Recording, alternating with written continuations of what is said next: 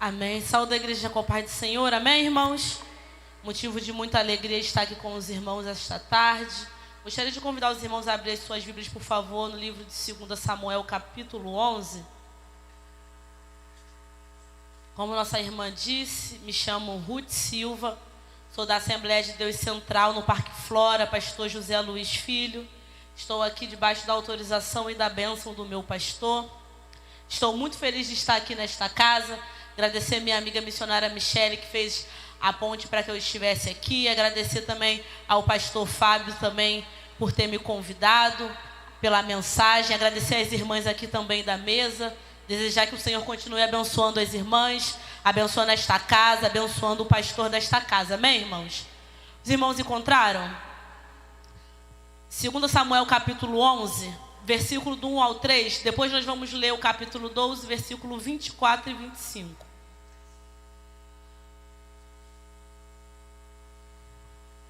Amém? Tem por título: Davi comete um adultério e um homicídio. E aconteceu que, tendo decorrido 1 ano, no tempo em que os reis saem para a guerra, enviou Davi a Joabe e a seus servos com ele, e a todo Israel, para que destruíssem os filhos de Amon e cercassem Rabá. Porém Davi ficou em Jerusalém. E aconteceu a hora da tarde, que Davi se levantou do seu leito e andava passeando no terraço da casa real. E viu do terraço a uma mulher que se estava lavando, e era esta mulher muito formosa à vista. E enviou Davi e perguntou por aquela mulher, e disseram: porventura não é esta Betseba, filha de Eliã e mulher de Urias, o Heteu? Agora nós vamos ler o 24 e o 25 do capítulo 12. Glória a Deus, aleluia. Então consolou Davi a Betseba, sua mulher, e entrou a ela, e se deitou com ela, e teve ela um filho, e chamou o seu nome Salomão. E o Senhor o amou, e o Senhor e enviou pela mão do profeta Natã. E este chamou o seu nome Gedidias, por amor do Senhor. Amém? Pode sentar glorificando a Deus.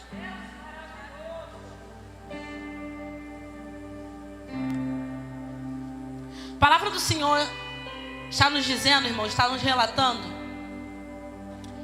que chega um período da guerra em que o povo estava habituado a participar.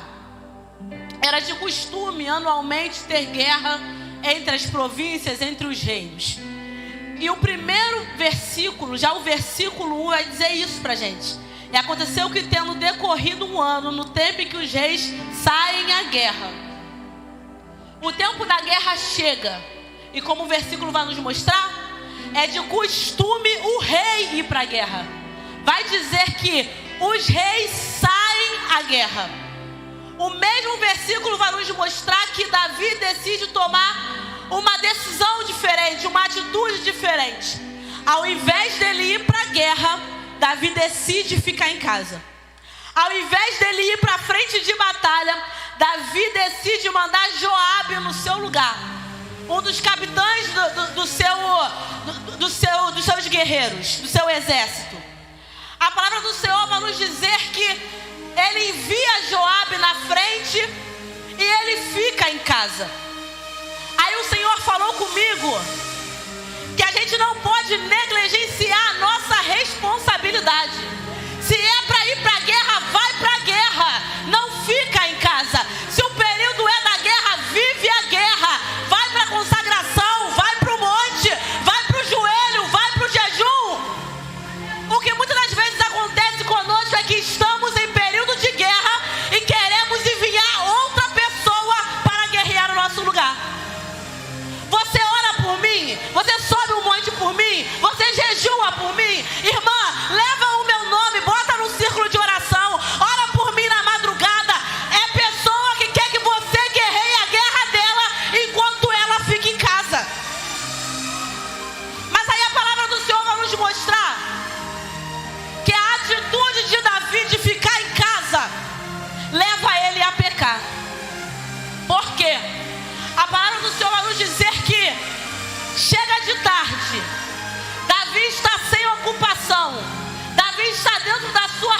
recâmara, vai dizer: Davi está deitado no leito. Ele está dentro da sua recâmara. Mas como não tem nada para ele fazer, ele decide dar uma voltinha. E o problema é abrir mão da guerra para dar voltinha. O problema é abrir mão da responsabilidade para se ocupar com coisas que não deve se ocupar. Aí a palavra do Senhor nos diz que Davi vai ao terraço do seu palácio e ele começa a passear por aquele lugar. Davi está ocioso e a ociosidade leva Davi a pecar. A palavra do Senhor vai nos dizer então que ele olha Betseba e a primeira coisa que ele faz é cobiçar aquela mulher. Tem gente que até diz que a culpa é de Betseba. Fala que ela está no lugar errado na hora errada. Mas presta atenção numa coisa: Betseba está na casa dela. Betseba está tomando banho no lugar que talvez ela tinha costume de se banhar. Até porque o que está mostrando aqui pra gente é que ela está saindo do período dos costumes das mulheres. E a gente sabe que na história dos hebreus, as mulheres são afastadas dos seus maridos no período do seu costume. Então ela está se lavando porque o período dela acabou. Logo, ela está no local que ela está acostumada a se lavar. Então, se Davi vê ela naquela situação, e se Davi vigiasse, ele tinha recuado e voltado para dentro da recâmara. Mas a ociosidade dele, a falta de coisa para ocupar a mente, leva Davi ao pecado. E ele fica parado naquele lugar. E ele cobiça aquela mulher. E ele chama alguém e pergunta: quem é aquela mulher? E quando respondem Davi com um ar de surpresa. Você vai ver aqui no versículo 3 que quem responde a ele vai dizer assim: porventura não é esta Betseba, filha de Eliã, mulher de Urias, o Heteu?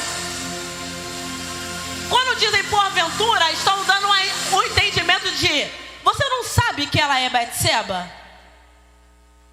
O que está mostrando é que Davi sabia quem aquela mulher era. O que ele queria era informações íntimas. Ele sabia quem era. Sabe por quê, irmãos?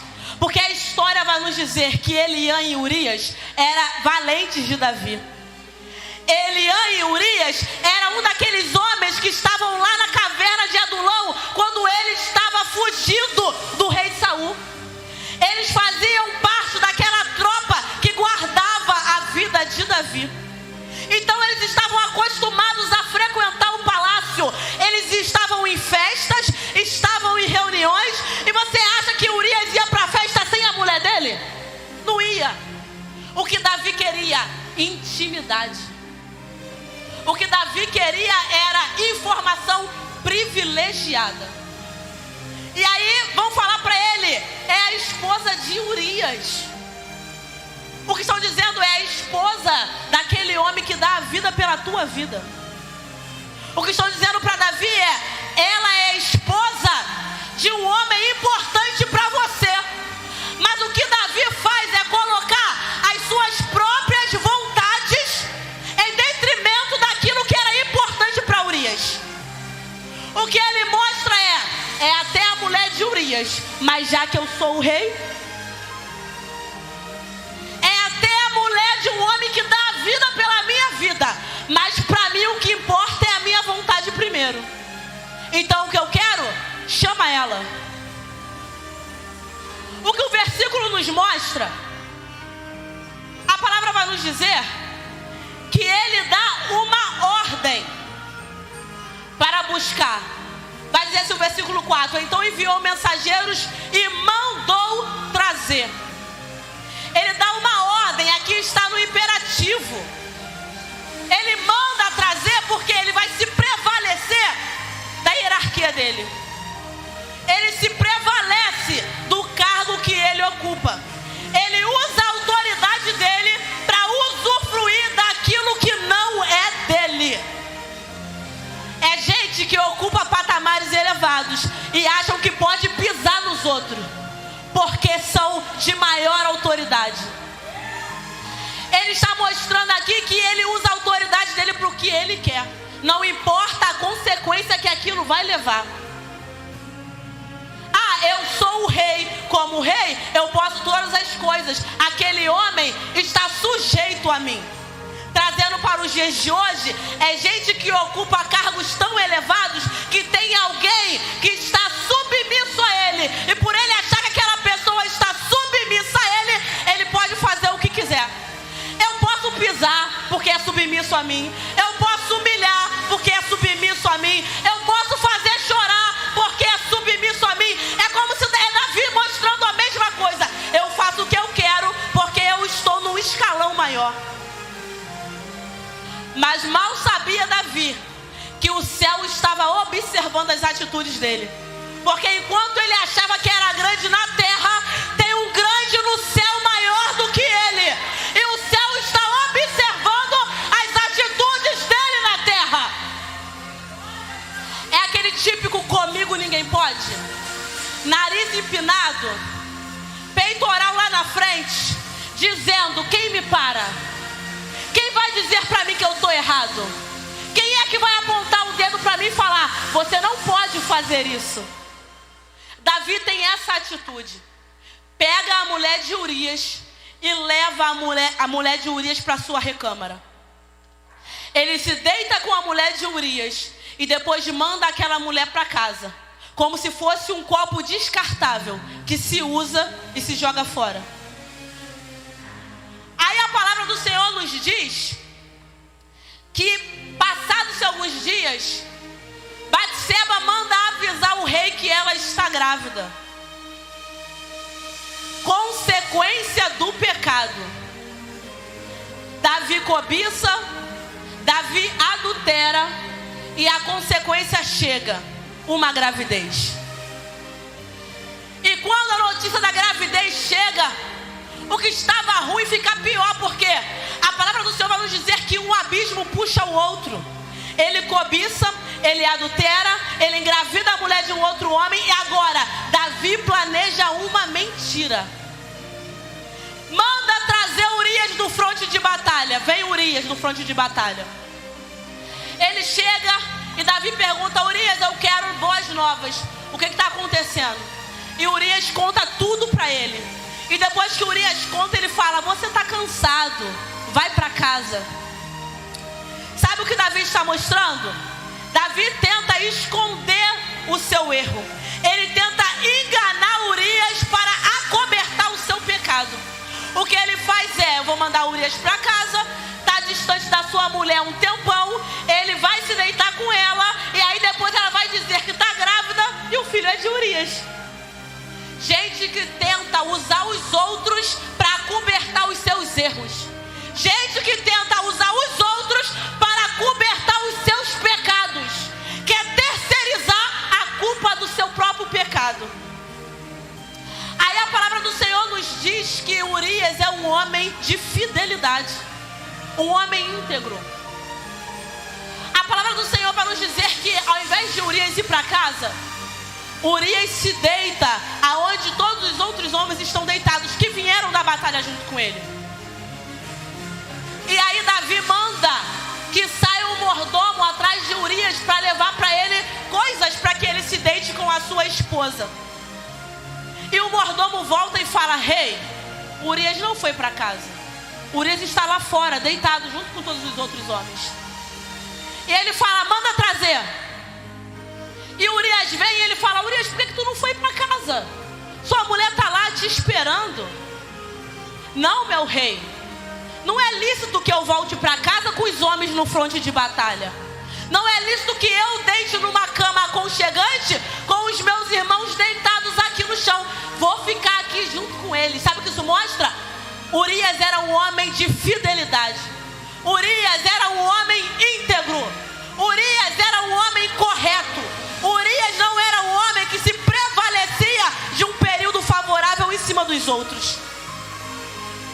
Aí a palavra do Senhor nos diz que mais uma vez Davi fala para ele: vai para casa, vai ver sua mulher, vai ver como é que a tua casa está. Urias sai, mas permanece ali, porque Urias está mostrando para Davi: A qualquer momento que o Senhor precisar de mim, eu estou pronto para te servir. Pessoas que sempre estão dispostas a servir, às vezes encontram com pessoas que não estão dispostas a receber a servidão. Aí a palavra do Senhor nos diz que Davi manda chamar Urias de novo. E Urias mais uma vez vem. Urias come, Urias bebe, Urias sai. E continua no mesmo lugar. E aí Davi fala assim: agora você pega Urias, manda ele vir. E ele vai voltar para o fronte de batalha. E quando Urias volta para o fronte de batalha, ele volta com uma carta na mão. E ele está achando que está voltando, agradando o seu rei. Porém, mal sabe Urias que ele está voltando com a sua sentença de morte na mão. Davi cobiça, adultera, engravida, trama um engano e agora trama uma morte. Por quê? Porque Davi conhece palavra. Davi sabe que a lei é adulterou, morre. E a lei servia para todo mundo. Mas o rei não queria sofrer consequências. A maior autoridade não quer sofrer consequências. A maior autoridade acha que está acima do bem e do mal. E se ele precisar mandar matar, ele manda matar para abafar aquele que sabe a verdade. Por quê? Urias não se deita com a sua mulher. Logo a mulher ia aparecer grávida.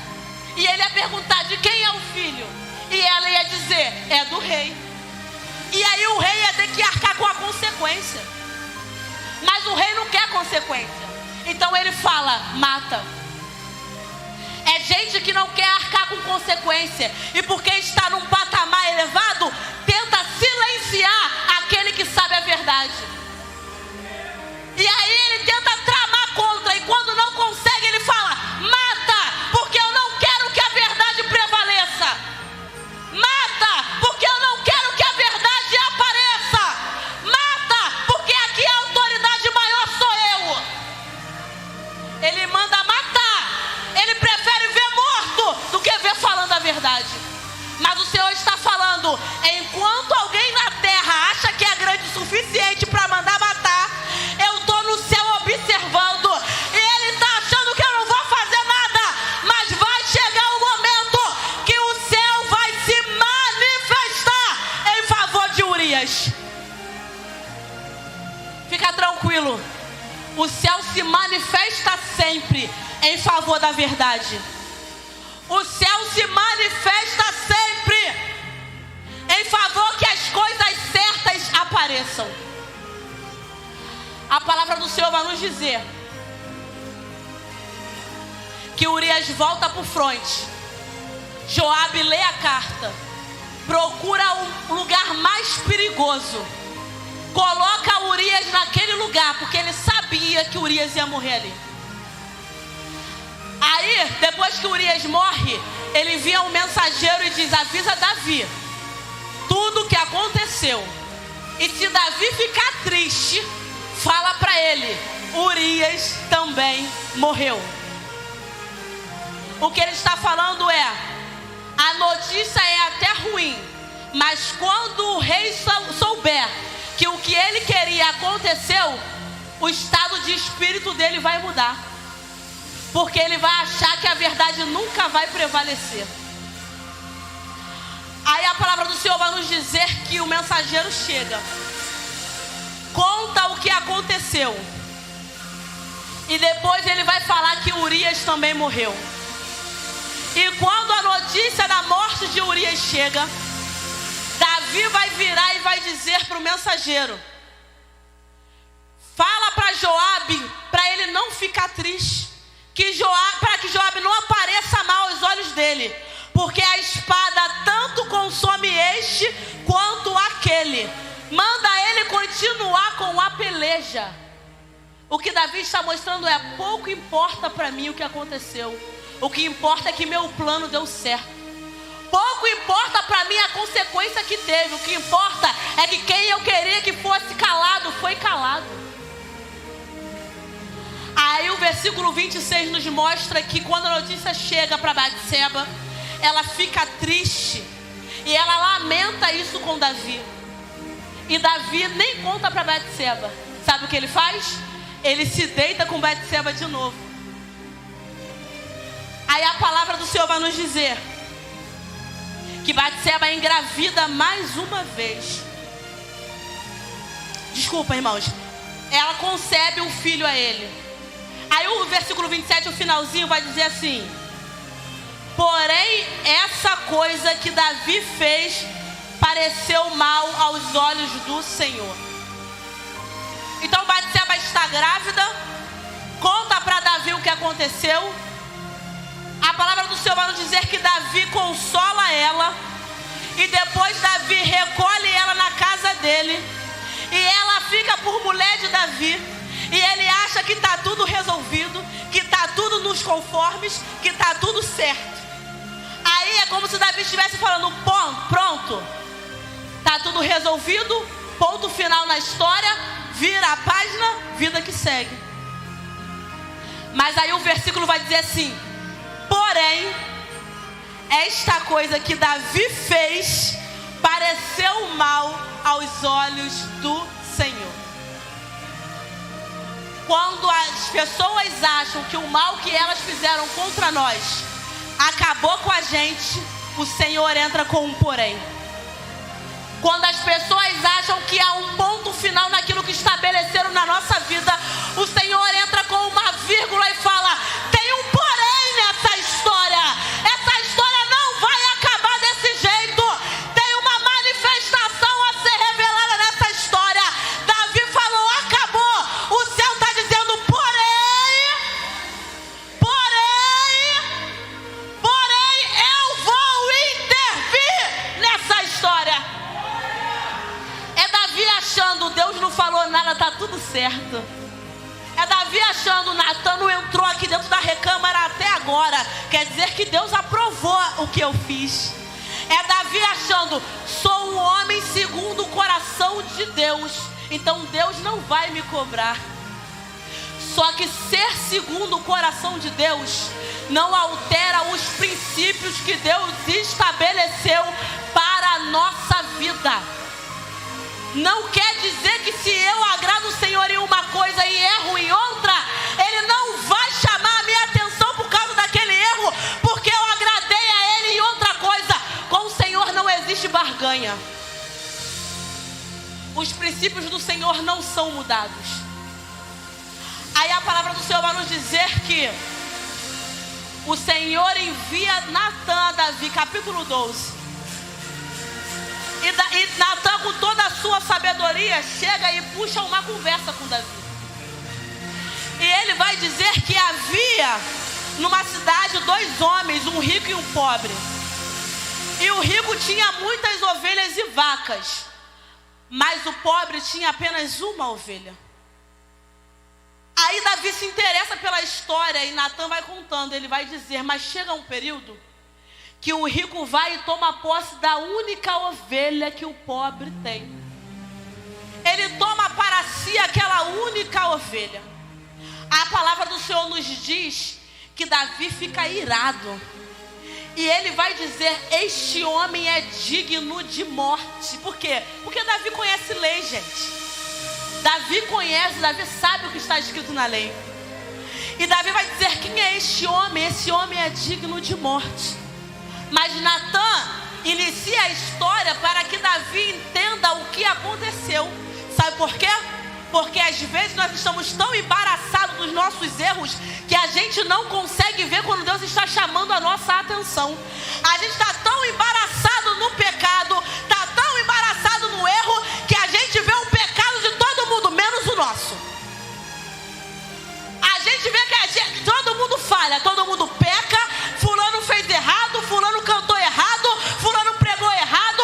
Se fosse eu, tinha sido melhor. Se fosse eu na frente, cantava melhor. Se fosse eu, expulsava demônio melhor. Vê o erro de todo mundo, menos o nosso.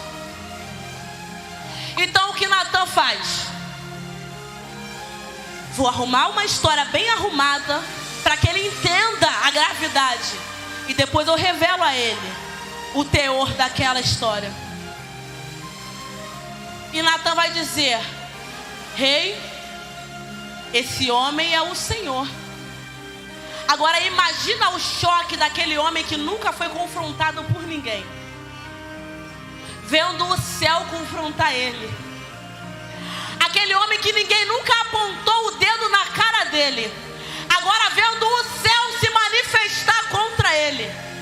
Sabe por quê? Porque tem gente que acha que ninguém pode falar nada contra ele. Mas aí Deus levanta e fala: tu acha que ninguém na terra te para? Então eu te paro. Tu acha que ninguém na terra pode falar a verdade? Então eu falo a verdade para você. E hoje eu estou aqui como profetisa de Deus para te dizer: ou você para, ou o céu te para. Ou você entra no querer de Deus, ou o céu te estaciona para que você tenha um momento de reflexão. E foi assim com Davi. A palavra vai dizer que após Natan revelar isso a ele, Natan começa a falar para ele: tudo que o Senhor precisava, Deus te deu. Tudo, riquezas, Deus te deu. Bens, Deus te deu. Vacas, Deus te deu. Ovelhas, Deus te deu. Um reino, Ele deu na tua mão. Por que o Senhor quis pegar a única coisa que Urias tinha? Sabe aquelas pessoas que não conseguem se contentar com o que tem? Tem muito, mas não pode ver o dos outros porque quer aquilo que é dos outros. Tem tudo que pede a Deus.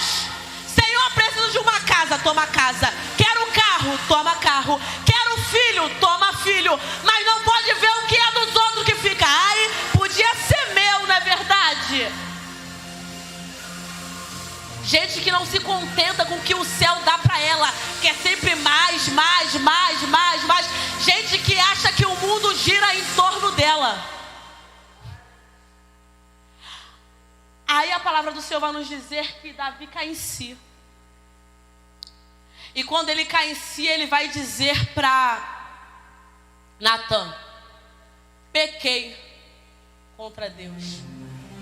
E aí quando é escrito o Salmo de número 51, quando Davi começa a pedir ao Senhor misericórdia, e aí Davi começa a falar para ele: não afasta de mim a tua presença. Deus, o meu pecado está diante de mim todos os dias. As minhas transgressões estão diante de mim. Senhor, sonda-me, tu me conheces. Senhor, vê se há em mim algum caminho mau e guia-me pela vereda dos teus caminhos corretos. Aí sabe o que vai acontecer? Manifestação de graça. Mas Ruth, graça só é no Novo Testamento. Sim, totalidade de graça é no Novo Testamento, mas manifestação de graça acontece aqui. Por que, Ruth? Porque a lei mandava Davi morrer. A lei dizia: adulterou, pedrada nele. Lembra? Lá quando a mulher adúltera, levam ela até Jesus, e o que vão dizer? Jesus, mestre, a lei diz: quem é pego no adultério, morre apedrejado. A lei mosaica. Davi tinha conhecimento daquilo. Só que quando a lei diz morre, a graça diz perdão. Quando a lei diz sentença, a graça diz misericórdia. Quando a lei diz não tem mais chance para você, a graça diz recomeço para a tua vida. Mas como eu consigo isso, Ruth? Arrependimento. Davi se arrepende da cobiça, se arrepende do adultério, se arrepende do engano, se arrepende da mentira, se arrepende do planejamento da morte de Urias. E aí a graça se manifesta a favor dele. Tanto que a palavra do Senhor vai nos dizer que Natan responde a Davi. A palavra do Senhor vai nos dizer que ele vai falar assim, versículo 13 do capítulo 12. E disse Natan a Davi: também o Senhor transpassou o teu pecado, não morrerás. A graça em cima da lei. Tu tá com medo de morrer, Davi? Tu não vai morrer, porque a graça diz uma coisa, a lei diz uma coisa, mas a graça diz outra. Transpassou o teu pecado. O que disse é: Deus perdoou o teu pecado, mas a consequência tu vai viver. Se prepara, Davi, porque tem uma consequência a ser vivida. Se prepara, Davi, porque aquilo que tu tramou no oculto agora vai ser revelado para todo mundo. Se prepara, Davi, porque você vai ter que viver a consequência daquilo que tu buscou. Lei da semeadura, irmão. Tu não planta morango para colher pera. Plantou morango, colhe morango. Plantou pera, colhe pera. Não importa qual é o cargo que se ocupa. Não importa se você prega bem, canta bem, é muito usado, sapateia demais, fala a língua pra caramba. Não importa se tu é pastor, se tu é diácono, se tu é presbítero, se tu é bispo. Não importa se a tua credencial é internacional, é nacional. Não importa quantas faculdades você tem. Não importa. Para Deus nada da terra importa. O que importa é fazer cumprir a palavra dele. Aí a palavra do Senhor vai nos dizer que Davi vai sofrer as consequências. E a primeira coisa que ele vai dizer é: a espada, Davi, não vai se apartar da tua casa. Mas sabe por que ele vai dizer isso? Lembra o que Davi falou lá no capítulo 11 para o mensageiro? Avisa Joabe, para ele ficar tranquilo, para ele não ficar triste. Sabe por quê? A espada mata tanto esse quanto aquele. Não foi ele que falou sobre espada? Aí o céu fala para ele: já que você sentenciou espada aqui, eu revelo a espada para você aí. É espada para Urias, é espada para você também. Não é espada? Então toma a espada. A espada não vai se apartar da tua casa. E tem outra coisa: é mulher dos outros que tu quer? As suas mulheres serão usadas. E não vai ser dentro de uma recâmara. Não. Vai ser para todo mundo ver. Aí vai dizer lá no livro de 2 Samuel, capítulo 16, versículo 22, quando o filho dele, Absalão, manda fazer uma tenda no alto da casa e deita com as concubinas de Davi. Por quê? Porque a palavra se cumpre. É espada? Toma espada. É mulher dos outros? Eu permito que outro também fique com a sua esposa, para você ver como é que é. Consequências de pecado, consequências de erro. Aí a palavra do Senhor vai nos dizer que outra coisa. Sabe um filho que Betseba está esperando? Até vai nascer, mas vai morrer. Porque Deus não deixa frutos de pecados irem adiante. Existem frutos de pecados que precisam ser cortados pela raiz. Tem coisas que precisam ser cortadas pela raiz, porque se crescer vai trazer dano. Aí ele diz: sabe o fruto do pecado? Corta. Não vai crescer. A palavra do Senhor nos diz que a criança nasce e depois de um tempo fica doente. E o que Davi faz? Vai orar. Davi ora, se humilha, jejua, chora, esperneia, faz, acontece. Chega num determinado momento, a criança morre. Porque aquilo que o céu diz se cumpre. Não tem para onde correr, irmão. Não tem para onde correr. Se Deus disse vai ser assim, vai ser assim e acabou. Não tem para onde ir. Quem pode contender contra a vontade de Deus? Quem é que está na terra e pode mudar a vontade de Deus? Quem é que está aqui, comedor de arroz e feijão, pode mudar o querer de Deus? Nem eu, nem você. Nenhum de nós conseguimos mudar a vontade de Deus. A palavra do Senhor vai nos dizer que a criança morre. E aí, os mensageiros chegam aonde Davi está. E eles ficam: o que a gente vai fazer? Como a gente vai dar essa notícia? Davi é um homem sanguíneo, ele vai mandar arrancar nossa cabeça. E aí Davi está vendo, e Davi chega perto deles e diz: o pior aconteceu, não aconteceu?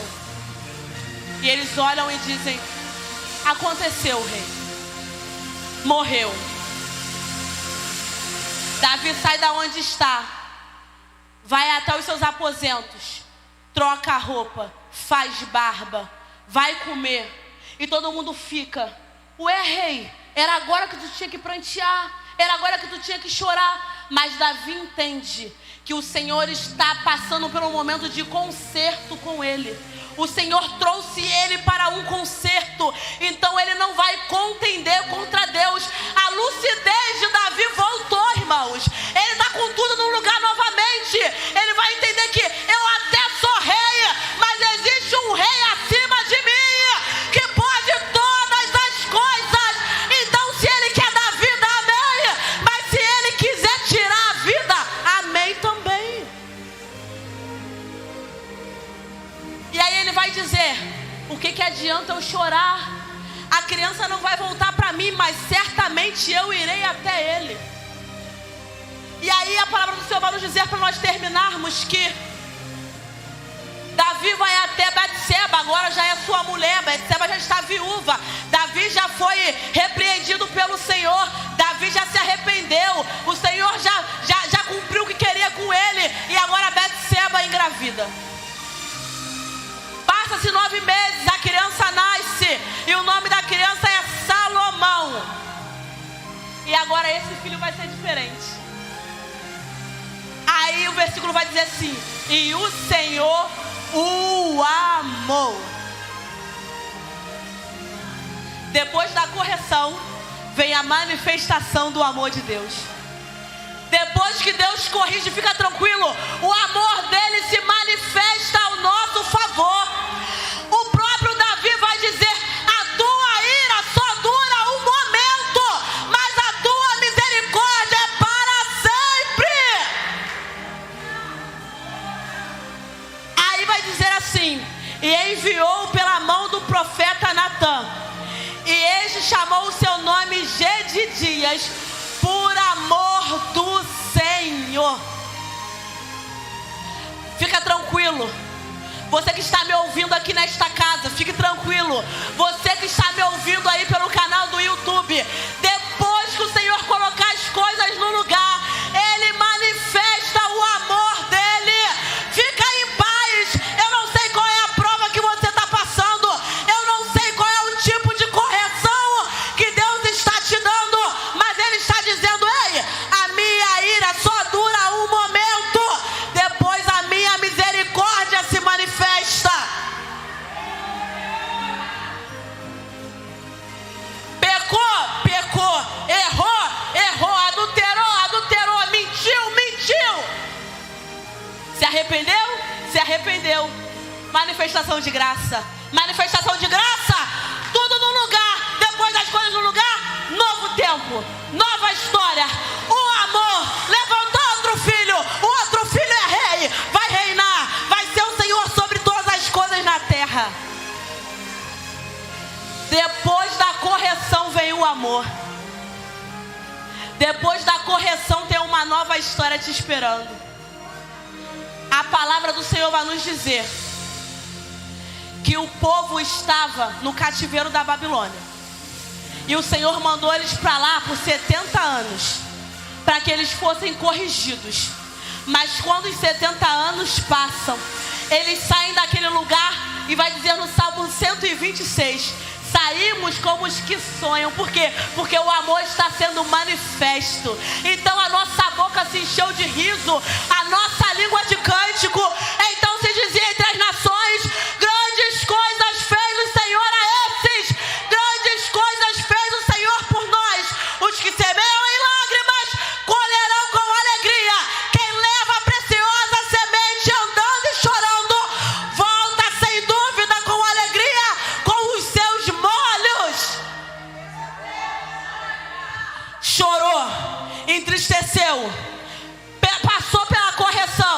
mas agora volta com alegria porque tem manifestação de amor.